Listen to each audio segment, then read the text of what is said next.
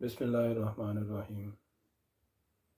السلام علیکم ورحمۃ اللہ وبرکاتہ۔ میں ہوں جی اشفاق احمد اپنے پروگرام مائی جرنی کے ساتھ۔ آج ایک واقعہ یاد آیا تھا تو میں نے کہا کہ آپ سب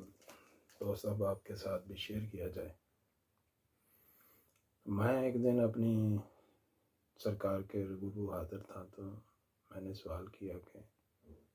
سرکار، ہم دیکھتے ہیں کہ جسمانی طور پر لوگ بیماریوں کا شکار ہیں، دماغی طور پر بیماریوں کا شکار ہیں، روحانی طور پر بیماریوں کا شکار ہیں، اور معاشی طور پر بڑی تنگ دستی کا شکار ہیں۔ اور جب یہ سب بیماریاں پریشانیاں بندے کو لاحق ہوتی ہیں تو معاشرتی طور پر بھی وہ پھر حالات اس کے دگرگوں ہی ہوتے ہیں۔ تو اس کا کوئی حل، کوئی آسان سا نسخہ عطا فرمائیں۔ تو سرکار نے میرے ایک سوال میں 4-5 سوال بھانپ کر دیکھ کر پہلے تو میری چلاکی مکاری یاری پہ وہ تھوڑا مسکرایا اور پھر فرمایا کیا ایک ہی نسخے میں یہ سارے مقاصد حاصل کرنا چاہتے ہو؟ تو میں نے حسب معمول آگے سے ڈیٹ ہونے کی بجائے ایک نئی منطق نکالی۔ کہا سرکار آج کل آل ان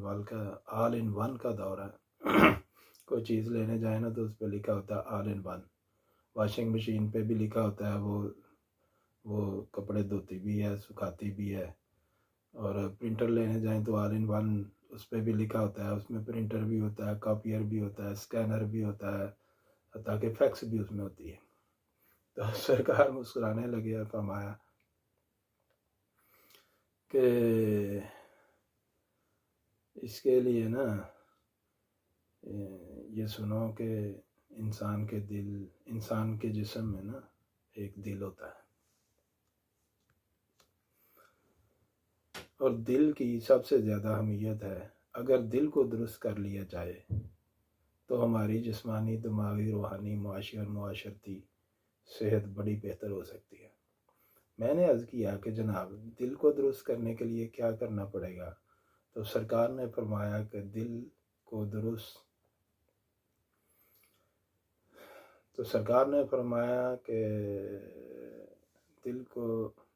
دل کی درستگی یا بگاڑ کا ایک فلسفہ ہے جسے سمجھنا پہلے بہت ضروری ہے۔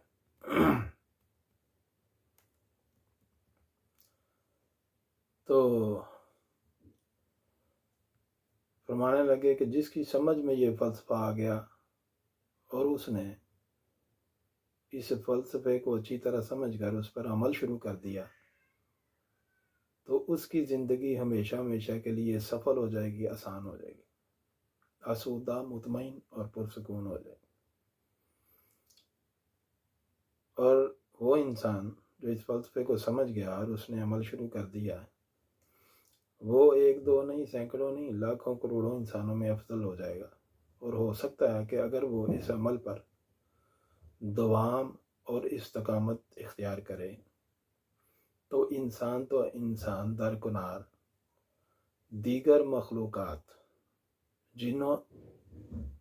جنوں انس پر بھی فوقیت حاصل کر سکتا ہے۔ یہ سننا تھا کہ میرے اندر کا ازلی لالچی، خود غرض اور کمینہ صفت جلدی سے انگڑائی لے کر اٹھ بیٹھا اور میں نے ایک منافقانہ مگر سعادت مندانہ انداز اختیار کرتے ہوئے صرف ایک لفظ بولا، جی ارشاد فرمائیے۔ فرمانے لگے کہ دیکھو میاں، دل کا ظاہری علوم کے مطابق ایک ہی ظاہری کام ہے کہ جسم کے سارے گندے خون کی کلیکشن کرے، پھر اسے پیوریفائی کرے، اس کی خون کی کلیننگ کرے، اور پھر دوبارہ سے سارے جسم کو ڈلیور کر دے۔ مگر باطنی اور الہامی علوم کے مطابق دل کے اندر ایک نظر آنے والا مکمل اور بہت پیچیدہ اور بہت پراسرار نظام پوشیدہ، جس کو صرف باطنی اور الہامی علوم جاننے والے ہی سمجھتے ہیں۔ تو اس نظام کے مطابق اللہ نے دل کے اندر نور کا ایک چشمہ پیدا کیا، جس کی نورانیت سے انسان زندگی کے تمام اسرار و رموز کا علم حاصل کرتا ہے، اور اس علم کی روشنی میں نہ صرف اپنی ذاتی زندگی بلکہ اپنی فیملی کی زندگی، بلکہ معاشرے کے سب افراد کی زندگی کو بہتر بناتا ہے۔ بلکہ اگر اللہ اسے توفیق دے تو وہ تسخیر کائنات میں بھی اپنا ایک بہت بڑا کردار ادا کر سکتا ہے۔ ہم ماننے لگے کہ اللہ نے ہر انسان پر فرض کیا ہے کہ وہ دل کے اس نورانی چشمے کو ہمیشہ آلودگی سے بچاتا رہے۔ اگر انسان اللہ کے حکم کی روشنی میں اپنے دل کے نورانی چشمے کو آلودگی سے بچا لے تو نتیجتاً نورانیت میں ہر روز بروز اضافہ ہوتا چلا جاتا ہے، اور انسان کی ظاہری اور باطنی صلاحیتوں میں اضافے کے ساتھ ساتھ انسان کی جسمانی، دماغی، روحانی، معاشی اور معاشرتی خوشحالی کا سبب بھی بنتا ہے۔ اور اگر انسان اپنے دل کے نورانی چشمے کی حفاظت میں غفلت کا مرتکب ہو تو انسان نہ صرف اپنی ظاہری و باطنی صلاحیتوں سے محروم ہوتا چلا جاتا ہے، بلکہ ساتھ ساتھ اس کی جسمانی، دماغی، روحانی، معاشی اور معاشرتی خوشحالی کا خاتمہ بھی ہوتا چلا جاتا ہے، اور وہ غربت، بے اطمینانی، انتشار کی کیفیت میں چلا جاتا ہے۔ میں نے اپنے حریص پن اور ندید پن کی بنا پر فوری عرض کی کہ سرکار، دل کے اس نورانی چشمے کی حفاظت اور نورانیت میں اضافہ کیسے ممکن ہے تاکہ بندہ زیادہ سے زیادہ جسمانی، دماغی، معاشی اور معاشرتی خوشحالی حاصل کر سکے۔ یہاں پر یہ بات جب میں سرکار سے کر رہا تھا تو مجھے اپنی والدہ محترمہ کا وہ زرعی قول یاد آ گیا کہ جب میں ہر کھانے والی چیز کی طرف ہر دم للچائی ہوئی نظروں سے دیکھتا رہتا تھا تو وہ فرمایا کرتی تھی، اللہ ان کو کروٹ کروٹ جنت نصیب فرمائے، جنت کے اعلیٰ مقامات نصیب فرمائے۔ فرمایا کرتی تھی کہ پیٹ بھر جاتا ہے مگر تیری آنکھ نہیں بھرتی۔ تو سرکار بھی میری اس عادت خبیثہ سے بخوبی واقف تھے۔ ہلکا سے مسکرائے اور فرمایا، دل کی طرف آنے والے راستوں کی حفاظت کر کے۔ میں نے دوبارہ عرض کیا کہ جناب، دل کی طرف جانے والے راستوں کی تھوڑی تفصیل اگر بیان ہو جائے تو میرے لیے آسانی بھی ہوگی اور آپ کی مہربانی بھی ہوگی۔ تو فرمایا کہ دیکھو میاں، دل کی طرف 6 راستے باہر کی طرف سے جاتے ہیں، دل کے باہر کی طرف سے جاتے ہیں، اور 2 راستے عین دل کے دائیں اور بائیں اطراف سے دل کے اندر داخل ہوتے ہیں، جن کی تفصیل بھی سن لو۔ ہم اپنا فرض پورا کرتے ہیں، تم نے کون سا عمل کرنا ہے؟ سرکار نے فرمایا کہ ہم اپنا فرض پورا کرتے ہیں، تمہیں پہلے اتنی باتیں بتائیں، تم نے کون سا عمل کیا، تو اب کی بار بھی تم نے ایسا ہی کرنا ہے۔ یہ سن کر یہ بندہ ناچیز ایک کھیسیانی سی ہنسی ہنس کر رہ گیا، کیونکہ مجھے پتا تھا کہ سرکار کا تجزیہ 100% درست ہے۔ سرکار دوبارہ گویا ہوئے کہ پہلا راستہ دماغ، یہ بات بڑی غور سے سننے والی، پہلا راستہ دماغ، دوسرا آنکھ، تیسرا کان، چوتھا ناک، پانچواں منہ، چھٹا سارے جسم کی حصے محسوسہ، سارے جسم کی محسوس کرنے والی حص کی طرف سے دل کی جانب جاتا ہے، جبکہ 7واں اور 8واں دل کے عین دائیں اور بائیں سے دل میں داخل ہوتا ہے۔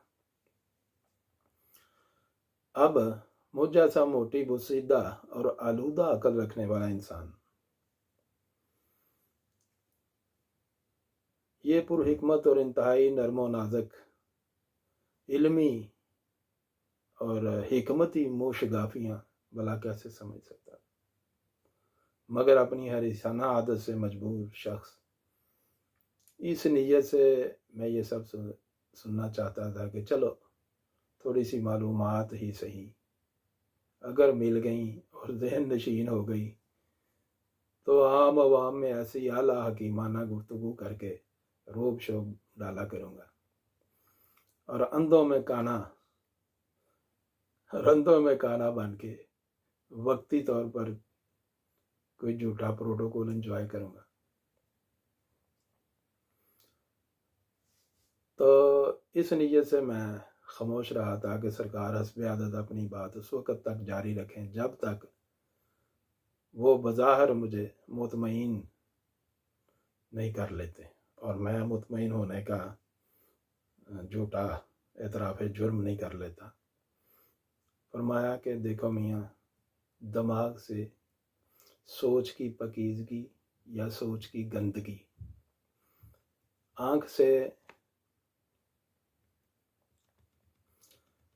دماغ سے سوچ کی پاکیزگی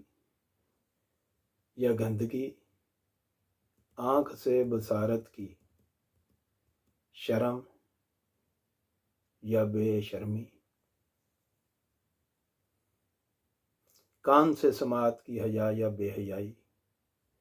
ناک سے ماحول کی خوشبو یا بدبو، منہ سے غذا کی حلالیت یا حرامیت،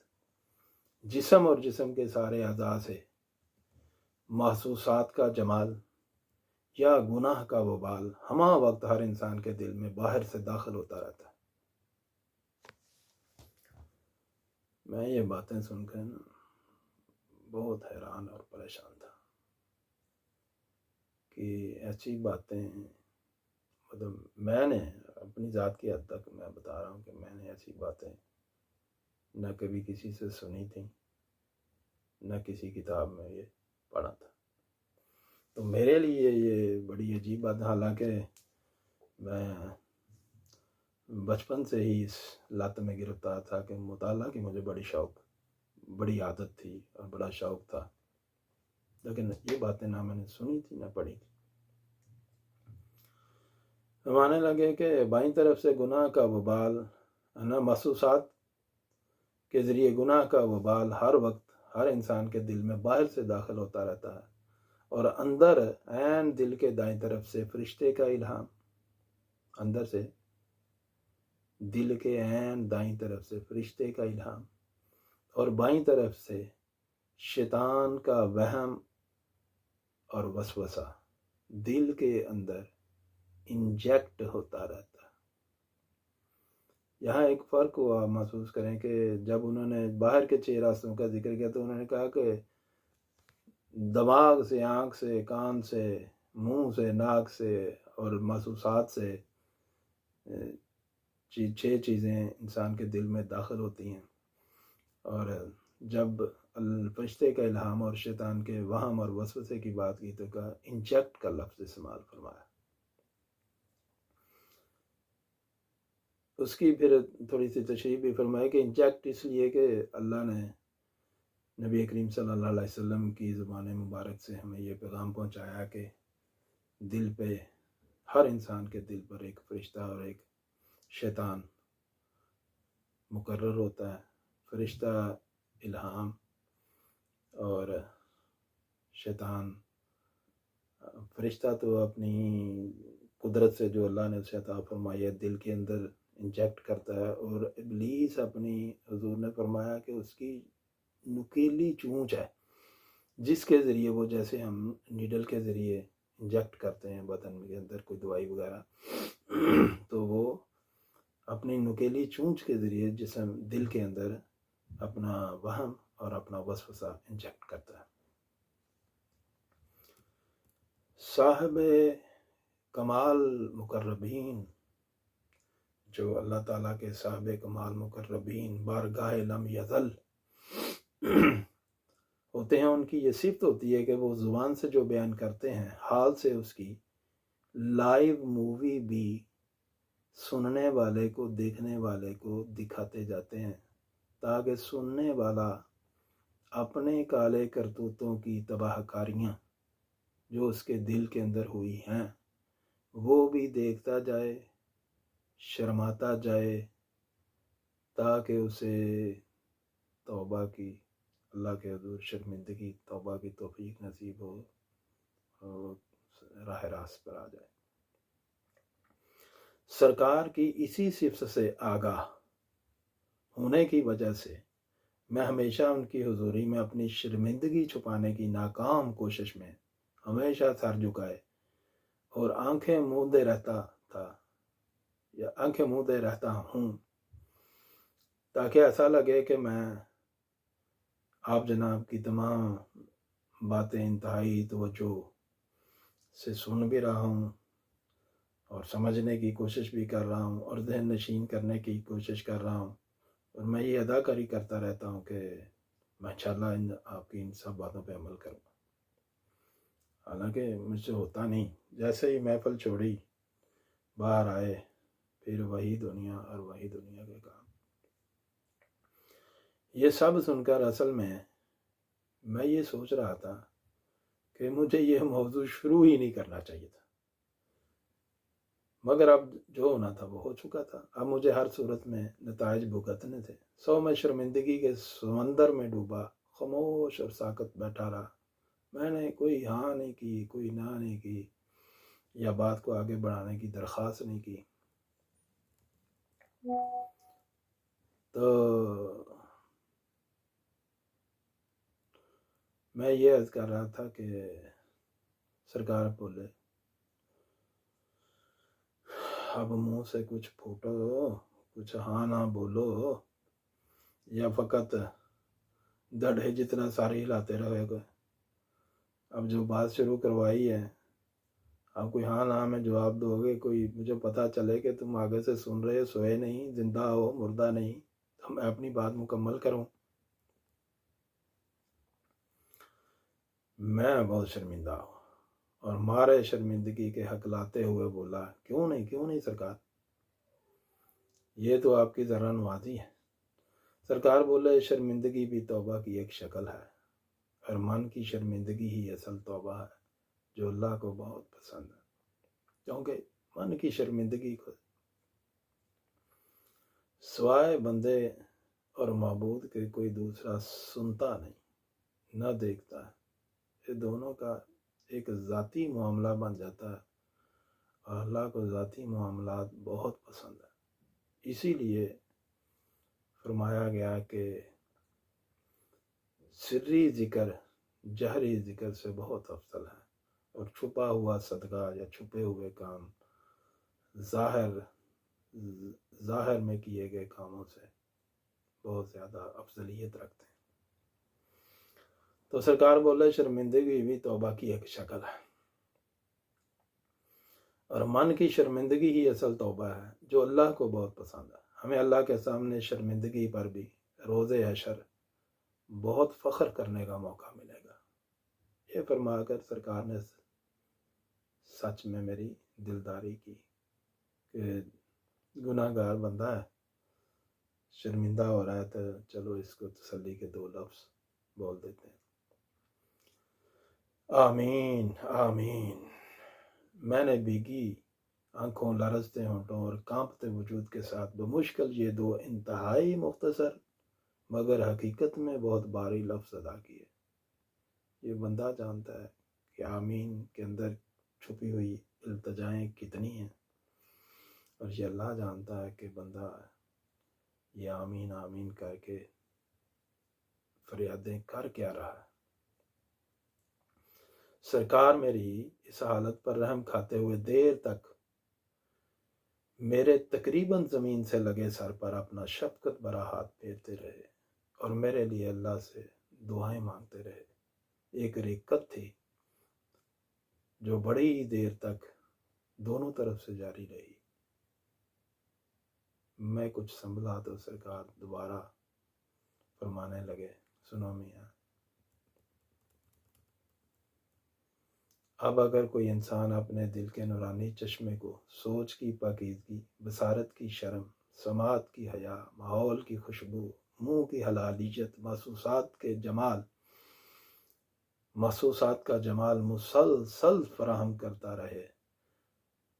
तो उसकी जिस्मानी, दिमागी, रूहानी, मुआशी, मुआशरती खुशहाली, सेहतमंदी, तरक्की को कोई नहीं रोक सकता।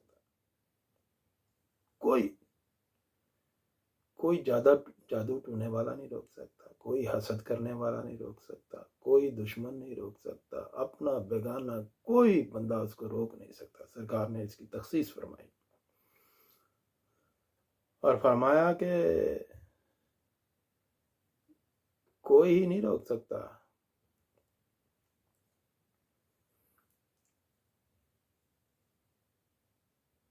حتیٰ کہ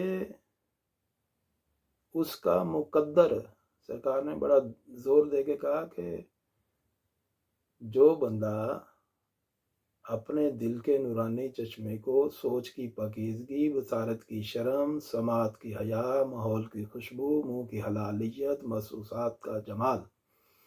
مسلسل فراہم کرتا رہے تو اس کی جسمانی، دماغی، روحانی، معاشی، معاشرتی خوشحالی، صحت مندی، ترقی، کامیابی، کامرانی کو کوئی نہیں روک سکتا، حتیٰ کہ اس کا اپنا مقدر بھی نہیں روک سکتا۔ یہ بہت بڑی بات تھی، اور سرکار نے اتنے وثوق سے کہا کہ مجھے یقین تھا کہ وہ جتنا ان کا اللہ کے ساتھ قرب ہے، تعلق ہے، واسطہ ہے، جتنا ایمان یقین میں رکھتے ہیں، اسی کی بنا پر وہ کہہ رہے ہیں، اور اس میں بھی کوئی نہ کوئی حکمت ہے۔ اور جب بھی فرشتہ اس کے دل میں الہام کی رہنمائی انجیکٹ کرے گا، مطلب اس کو خالی جسمانی، دماغی، روحانی، معاشرتی خوشحالی، صحت مندی، ترقی، کامیابی، کامرانی نہیں ملے گی، بلکہ جب بھی اس کے دل پر دائیں طرف معمور فرشتہ اس کے دل میں کوئی بھی الہام کی رہنمائی انجیکٹ کرے گا تو انسان کو فوری طور پر پتہ چل جائے گا، کیونکہ انسان اندر سے اتنا سینسٹیو ہو چکا ہوگا کہ اس کو فوراً پتہ چل جائے گا کہ فرشتے نے میرے دل میں یہ بات اللہ کی طرف سے ڈالی ہے۔ اور انسان اپنی زندگی میں ظاہری اور باطنی طور پر خوشحالی، صحت مندی، بے فکری، اطمینان، سکون کی بلندیوں پر پہنچ جائے گا۔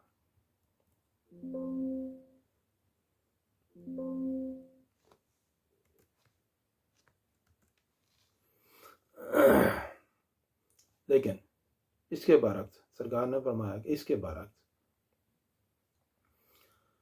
اگر کوئی انسان اپنے دل کے نورانی چشمے کو سوچ کی گندگی، بصارت کی بے شرمی، سماعت کی بے حیائی، ماحول کی بدبو، منہ کی حرامیت، محسوسات کا وبال ترسیل کرتا رہے گا، ڈیلیور کرتا رہے گا، دیتا رہے گا، چشمے میں داخل کرتا رہے گا، تو نورانیت کا وہ چشمہ جو اللہ نے پیدا ہوتے ہی انسان کے دل میں پیدا کر دیا تھا، وہ نورانیت کا چشمہ ظلمت کے جوہر میں تبدیل ہو جائے گا، اور فرشتے کی پکار بھی بے اثر ہو جائے گی، یعنی کہ بندے کو یہ پتہ نہیں چلے گا کہ اب فرشتے نے میری کس طرح رہنمائی کی، اللہ نے اس کو کیا حکم دیا تھا اور اس نے میرے دل میں کیا ڈالا ہے۔ یہ تمیز انسان کھو دے گا، تمیز کرنے کی یہ صلاحیت کھو دے گا، اور شیطان مردود کے حکم پر انسان ناچتا پھرے گا، اسے پتہ بھی نہیں چلے گا، وہ کہے گا کہ میں شاید خود یہ کام کر رہا ہوں، وہ خود نہیں کر رہا ہوگا، اس سے کروایا جا رہا تھا، اور کروائے گا کون؟ شیطان مردود۔ اور اس کے ساتھ ہی سرکار نے فرمایا کہ ایسا ہونے کے ساتھ ہی، یعنی کہ نورانیت کا چشمہ ظلمت کے جوہر میں بدلنے کے ساتھ ہی، جیسے جہاں ایک انسان فرشتے کے الہام سے محروم ہو جائے گا اور شیطان کے انگلی پہ ناچنا شروع کر دے گا، وہیں اس کی جسمانی صحت بھی تباہ ہو جائے گی، اس کی دماغی صحت بھی تباہ ہو جائے گی، اس کی روحانی صحت بھی تباہ ہو جائے گی، اس کی معاشی اور معاشرتی صحت بھی ختم ہو جائے گی۔ اتنا بڑا بگاڑ پیدا ہوگا۔ اور اگر ہم غور کریں نا اپنے ساتھ اور اپنی فیملیز کے ساتھ، اپنے عزیزوں کا دوست احباب اور معاشرے کے اندر جہاں ہم چلتے پھرتے اٹھتے بیٹھتے ہیں، اگر ہم دیکھیں تو اس بات کی صداقت آپ پر فوراً عیاں ہو جائے گی کہ جسمانی، دماغی، روحانی، معاشیتی اور معاشی لحاظ سے ہم ابتری کا شکار ہیں، یہ اسی وجہ سے ہے کہ ہم نے اپنے دل کے نور سے، اللہ کے نور سے بھرے ہوئے چشمے کو تاریکی، گندگی، غلاظت سے بھر دیا، اور اللہ تعالیٰ کی طرف سے ہمیں اب رہنمائی میسر نہیں ہوتی۔ دین کی، حکمت کی، علماء کرام کی، پیران عظام کی، دانشور حضرات کی کوئی بات ہمارے دلوں پہ اثر نہیں کرتی، اور ہم شیطان کی انگلی پہ ناچتے پھر رہے ہیں۔ سرکار اپنی یہ بات مکمل کر کے خاموش ہو گئے، اور اس خاموشی کے دوران میں اس فکر میں گرفتار ہو گیا کہ اللہ نے تو کمال مہربانی سے پیدائش کے ساتھ ہی میرے دل میں اپنے نور کا ایک پورا چشمہ پیدا کر دیا تھا، مگر ہوش سنبھالتے ہی جو پہلا کام میں نے کیا، میں اپنی ذات کی بات کر رہا ہوں، کہ ہوش سنبھالتے ہی جو پہلا کام میں نے کیا وہ یہ تھا کہ میں نے خود اپنے ہاتھوں سے اس نور کے چشمے کو ہمیشہ گندگی اور غلاظت سے بھرنا شروع کر دیا، اپنے اعمال کی گندگی، اپنے افعال کی گندگی سے بھرنا شروع کر دیا۔ اور میں سوچ رہا تھا کہ 50+ کی اس عمر میں تو نور کا وہ چشمہ اپنی تمام تر نورانیت کھو چکا ہوگا، بلکہ میرے اعمال افعال کی گندگی، غلاظت کی وجہ سے وہ اتنا گندا ہو چکا ہوگا کہ شاید ہر طرف گندگی، غلاظت، تعفن، بدبو، سڑاند، بدصورتی کا ایک گاڑھا کیچڑ، کبھی نہ صاف ہونے والا کیچڑ میں تبدیل ہو چکا ہوگا، اور شاید اب اس کو صاف کرنا کم از کم میرے بس میں نہیں۔ کسی کی نظر کا کمال اگر ہو جائے تو یہ اس نظر کی مہربانی ہے۔ اگر نبی کریم صلی اللہ علیہ وسلم کی نظر کرم مل جائے تو شاید ممکن ہے، 100% ممکن ہے۔ اگر اللہ کوئی فضل فرما دے تو اللہ کے مقربین میں سے کوئی نظر فرما دے، مہربانی کر دے تو ممکن ہے، ادروائز میری اپنی ہمت قوت سے ایسا ممکن نہیں۔ میری یہ شرمندگی میری آنکھوں میں جب آنسو بن کر چمکی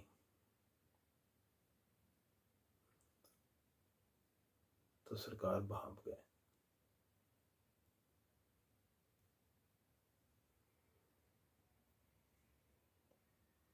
میں سوچتا ہوں کہ جیسے ہم کہتے ہیں نا کہ جی، اور جیسے ہم بچپن سے یہ بات سنتے آ رہے ہیں کہ معصوم بچوں کے روپ میں اللہ آتا ہے، ماں کے روپ میں اللہ آتا ہے، رب کے روپ میں باپ کے روپ میں رب ہوتا ہے، اور پھر ہم سنتے دیکھتے ہیں کہ اللہ کے بعض ایسے مقرب بندے ہوتے ہیں، ایسے نیک متقی پرہیزگار، معافی چاہتا ہوں، کہ ان کے روپ میں بھی اللہ آتا ہے۔ ایک حدیث شریف ہے نا کہ قیامت کے دن اللہ ایک بندے کو سامنے کھڑا کر کے کہے گا کہ میں بھوکا تھا، میں تیرے پاس آیا، میں نے کہا کہ مجھے بھوک لگی ہے، مجھے خوراک تو تم نے نہ دی، میں پیاسا تھا، میں تمہارے پاس آیا، تم نے مجھے پانی نہیں پلایا، میں غرض مند تھا، میں تمہارے پاس آیا، تم نے میری غرض نہیں پوری کی۔ حضور صلی اللہ علیہ وسلم نے فرمایا کہ بندہ کہے گا اللہ تو بھوک پیاس سے غرض سے پاک ہے، اور پھر تو میرے پاس کیسے آ سکتا تھا؟ تو اللہ فرمائے گا جو فلاں بندہ آیا تھا بھوکا وہ میں تھا، فلاں پیاسا آیا تھا وہ میں تھا، فلاں غرض مند آیا تھا میں تھا۔ ثابت ہوتا ہے کہ اللہ آتا ہے، روپ میں آتا ہے، چاہے کسی کے روپ میں یہ اس کی پسند ناپسند کی بات ہے۔ تو میری شرمندہ آنکھوں میں میرا یہ خیال جب آنسو بن کر چمکا تو سرکار نے فوراً ججمنٹ کر لی، بھانپ لیا، اور اللہ کے بندوں کا یہ خاص وصف ہے کہ وہ جان لیتے ہیں اللہ کے دیے ہوئے علم سے، اللہ کے دیے ہوئے قوت اور طاقت سے۔ صاحب قدرت اپنی قدرت جسے اور جتنی مرضی عطا فرما دے، یہ اس کی پسند ناپسند ہے۔ فرمایا گندگی غلاظت تاپن سڑاند بدصورتی کے گاڑے کیچڑ کو ایک لمحے میں دوبارہ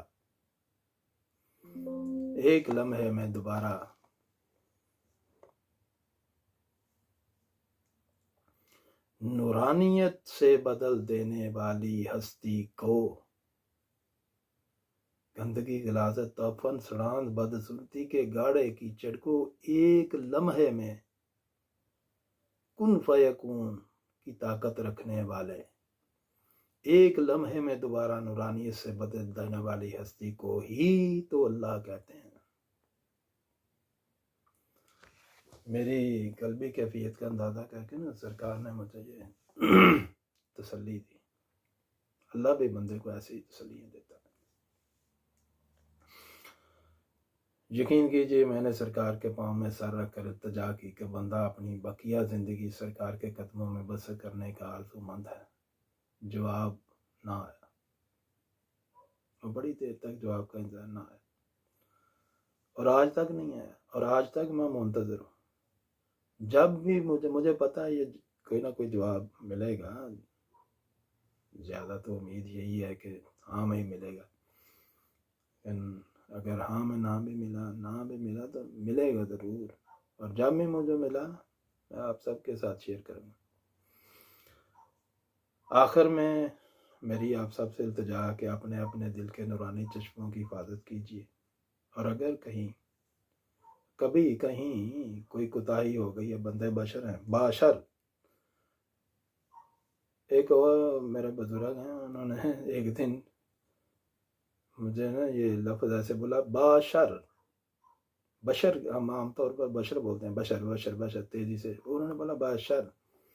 ان کا باشر کہتے ہی یقین کرو میں سمجھ گیا کہ یہ مجھے کیا کہنا چاہتے ہیں۔ با کا مطلب ہوتا ہے ساتھ، شر، تو یعنی ہم بشر اس لیے کہیں کہ ہمارے ساتھ ساتھ شر لگا ہوا ہے، خطا کے ہم پتلے ہیں، ہم سے گناہ خطا غلطی سزد ہونی ہے، اور اللہ نے ہمیں پیدا ہی اس لیے کیا کہ کبھی ہم نیکی کی طرف جاتے ہیں تو مغرور ہو جاتے ہیں، اور بدی کی طرف جاتے ہیں تو شرمندہ ہو جاتے ہیں۔ تو اللہ ہمیں کہتا ہے کہ نیکی پہ غرور نہیں کرنا چاہیے، اور بدی پہ ہمیشہ شرمندہ رہنا چاہیے، اور جب ہم شرمندہ ہوتے ہیں اور اللہ سے اپنی غلطی کوتاہی کا اعتراف کر کے معافی مانگتے ہیں تو اللہ اپنے عرش پہ فرشتوں میں فخر کرتا ہے کہ دیکھو یہ مجھ سے ڈرتا ہے، اسے پتہ ہے کہ الہ میں نے اس کے سامنے کھڑا ہو کر حساب دینا ہے، اس سے غلطی تو ہو گئی ہے کیونکہ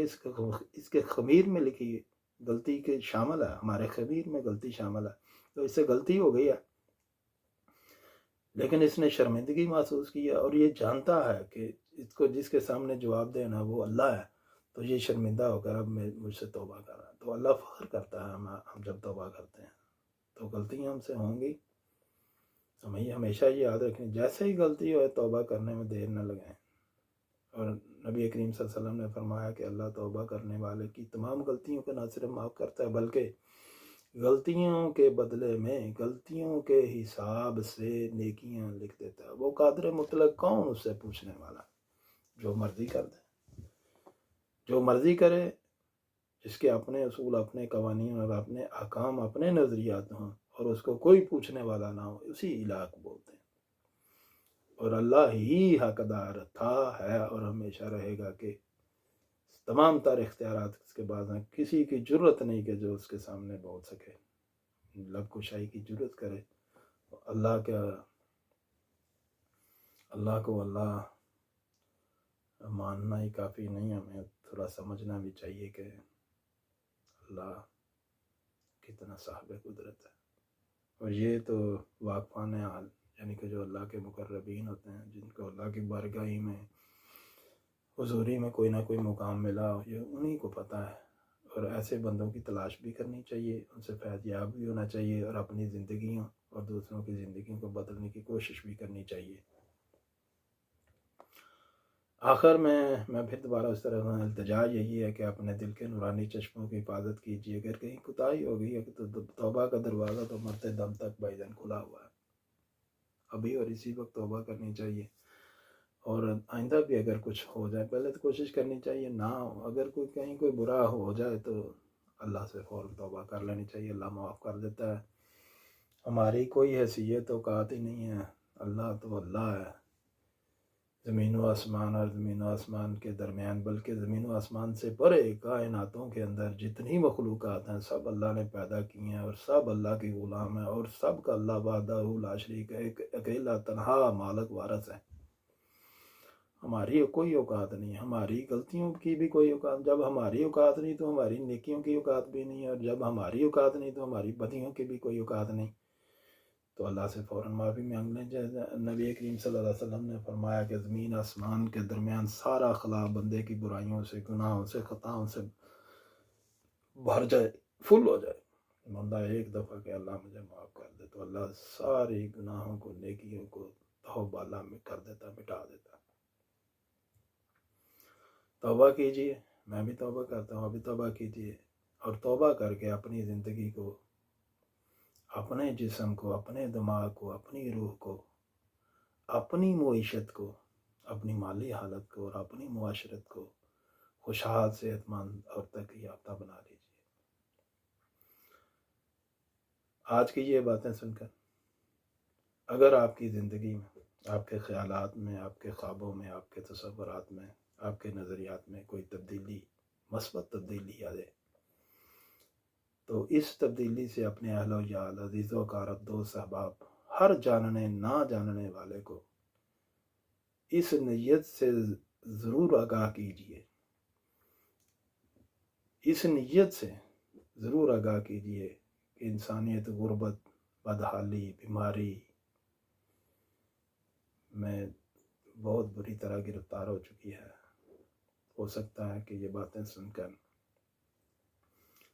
جیسے میرے دل کی حالت بدلی ہے، اور میں کوشش میں مصروف ہو گیا ہوں کہ میں اپنے دل کے نورانی چشموں کی حفاظت کروں، اور اس میں جتنا غلاظت، تعفن، بدبو پیدا ہو چکے اسے دور کروں، تاکہ میری زندگی دنیا میں بھی بہتر سے بہتر ہو سکے اور آخرت میں بھی ہو سکے۔ تو آپ بھی یہ کوشش کریں کہ یہ پیغام دوسروں تک پہنچائیں، خاص طور پر اپنی آل اولاد، بہن بھائی، ماں باپ، اپنے عزیز و اقارب، اپنے دوست احباب، جہاں بھی آپ اٹھتے بیٹھتے ہیں، کام کرتے ہیں، جن کے ساتھ بھی آپ کا رہن سہن، جلوت خلوت،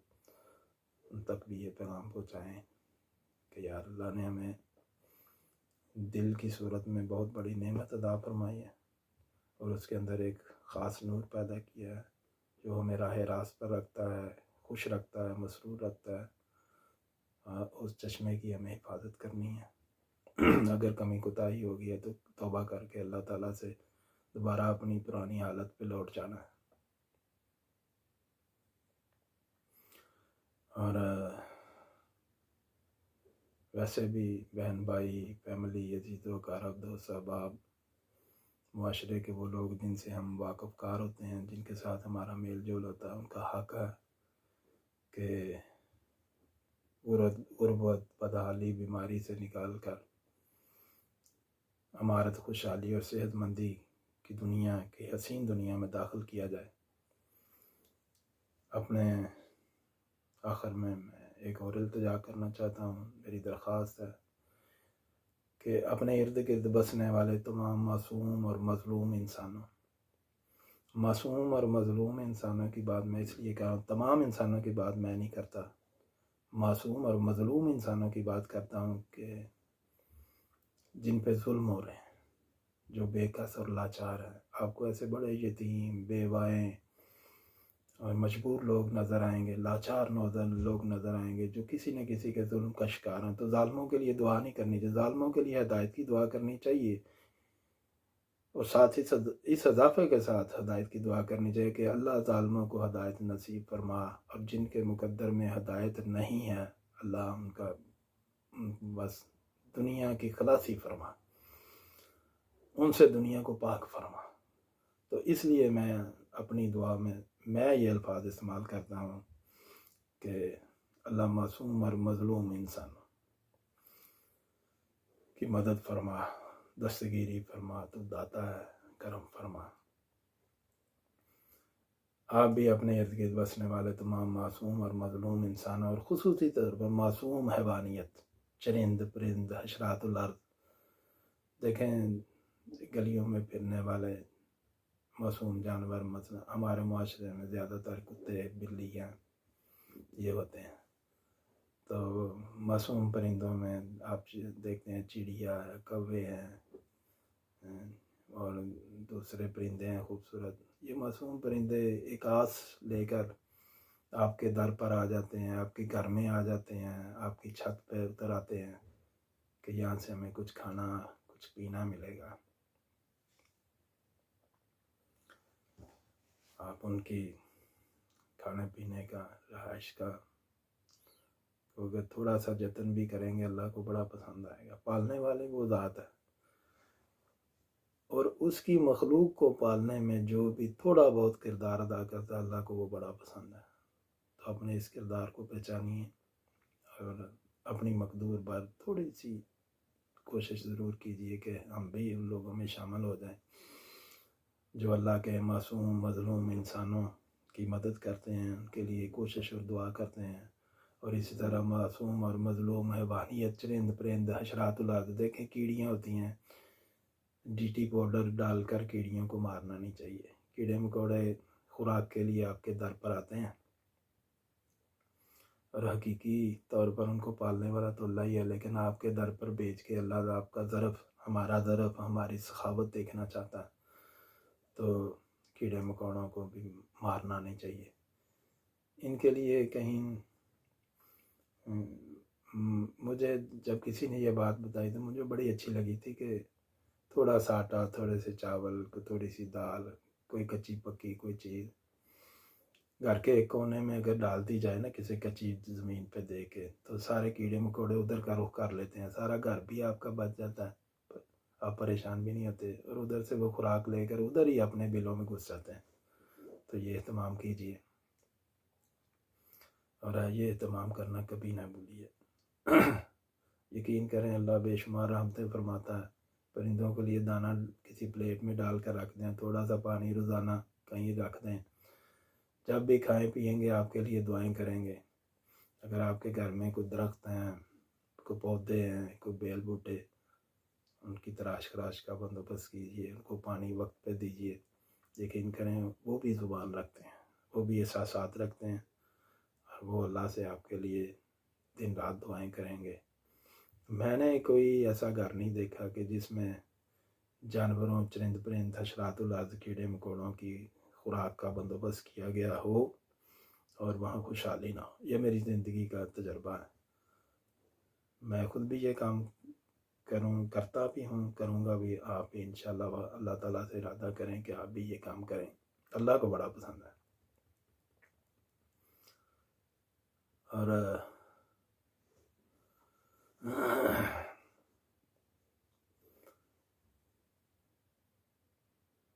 اسی بات پہ میرا خیال اختتام کرتے ہیں۔ ویڈیو کافی لمبی ہو گئی ہے، دو صاحب پھر اعتراض بھی کرتے ہیں، تو چلیں ایسی ہی پھر کسی اچھی ویڈیو، کسی اچھی بات سے جو اگر مجھے یاد آئی تو میں کوشش کرتا ہوں کہ روزانہ ایک نہ ایک ایسی بات میں شیئر کروں ज़िंदगी का भाईजान कोई एतबार नहीं, ना मेरी ना आपकी, किसी ने सदा इधर नहीं रहना। जितने अच्छे काम जितनी जल्दी और जितनी ज़्यादा तादाद में हम कर सकते हैं अब हमें कर लेने चाहिए। ओवर 50 मैं समझता हूँ कि हर बंदे को कोशिश करनी चाहिए कि वो जितना ज़र्रे कसीर नेकी के कामों की सूरत में अपने पास खड़ रख सकता है, इकट्ठा कर सकता है, वो कर ले। आखिरत में मरने के फ़ौरन बाद, बल्कि मरने के दौरान ही, मौत जब उसके सर पर आके खड़ेगी उसे पता चल जाएगा। तो अपने मुस्तकबिल के लिए, जैसे इधर मुझे इंग्लैंड में मुझे आना था तो मैं इधर के करेंसी मैंने ख़रीदी जितनी मैंने इस्तेमाल करनी थी, क्योंकि अगर मेरे पास करेंसी ना होती तो मैं जगह जगह परेशान होता, जहाज़ से उतरते ही परेशान होता, कैसे खाता, कैसे पीता, कैसे रहता। तो इसी तरह मरने के साथ ही जिस जहान में जाना है ना, वहाँ भी एक करेंसी की ज़रूरत है, और वो नेकी के काम है, भलाई के काम है, खैर के काम है। अल्लाह ताला हम सबको तौफीक अता फरमाए। गलती कोताही की पेशगी मुआफ़ी। अस्सलामु अलैकुम व रहमतुल्लाहि व बरकातहू।